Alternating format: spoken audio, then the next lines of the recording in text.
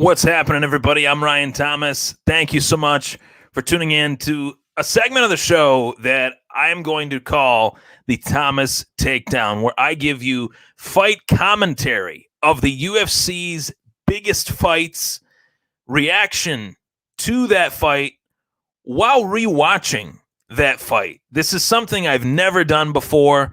This is something that I've seen done on a lot of different shows, and something that I want to put my own spin on the Thomas Take Sports podcast for you guys to tune into. So the Thomas Takedown, Poirier versus McGregor II commentary reaction. So I'm going to go pop the fight on right on this broadcast. You guys will be able to get my live reaction to the fight, what I noticed between Dustin Poirier and Conor McGregor. So bear with me as I share the screen here for the folks at home.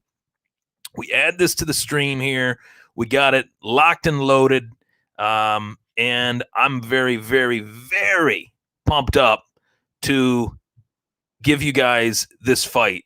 So, obviously, going into this one, my expectations were that Conor McGregor would win this fight. He had beaten Dustin Poirier the first time.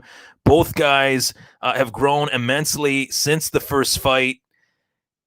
And right as the fight started, Conor McGregor went right after Dustin Poirier, which is what he did the first time. But early what I noticed was that Conor McGregor was extremely flat-footed. He wasn't as bouncy. He wasn't as nimble. He wasn't as rangy as he was in his run as a featherweight, as he was in his run getting up to the lightweight championship. What I didn't expect to see was Conor and Poirier clinch as much as they did in the first round. There was a lot of pummeling along the octagon fence.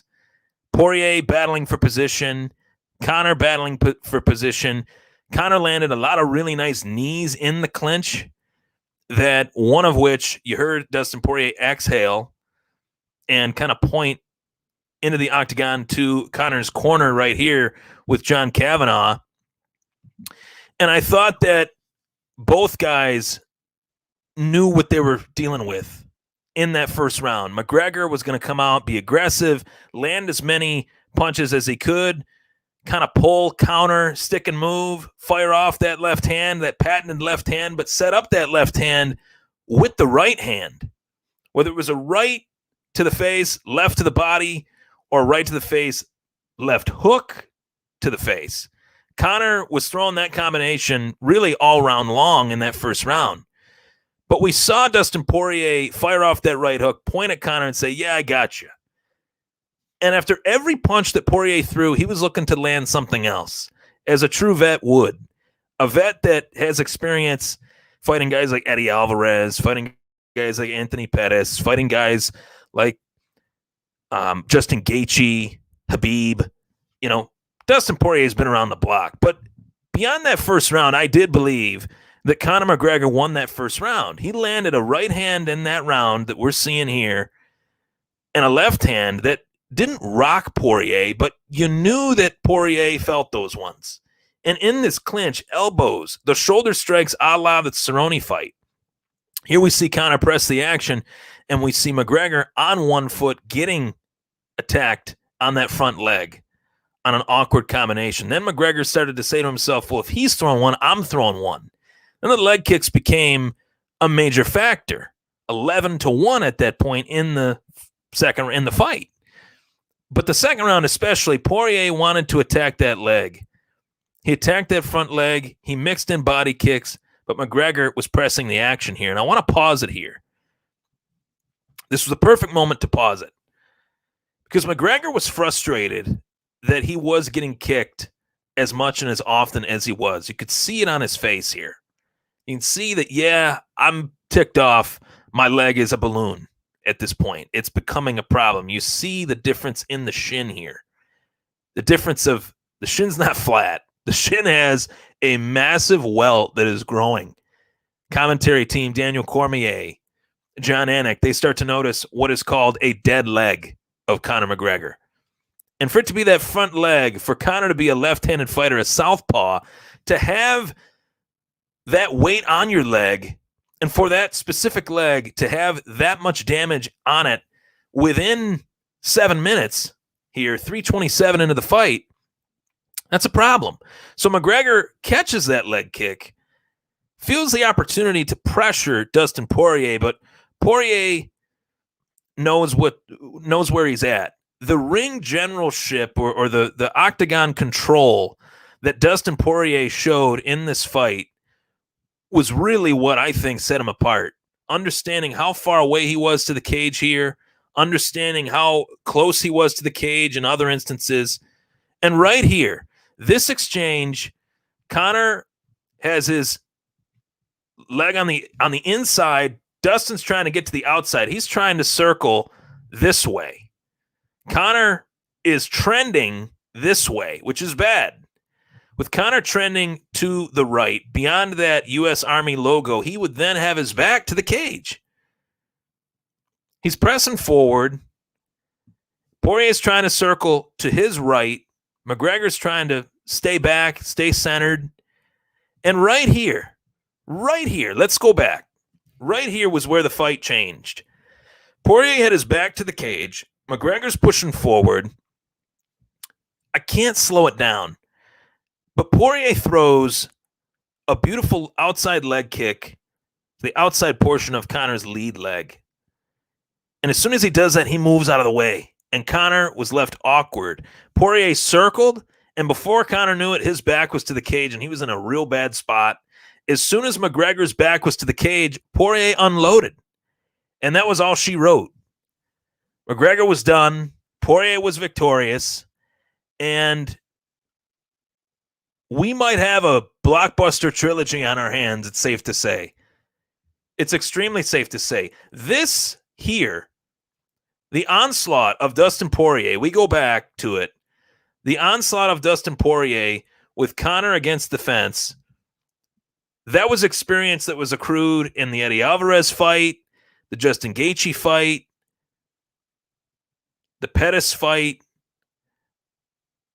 Activity is a fighter's best friend. Inactivity is a fighter's worst enemy. That's the narrative post this fight. But really, what set the tone for that finish?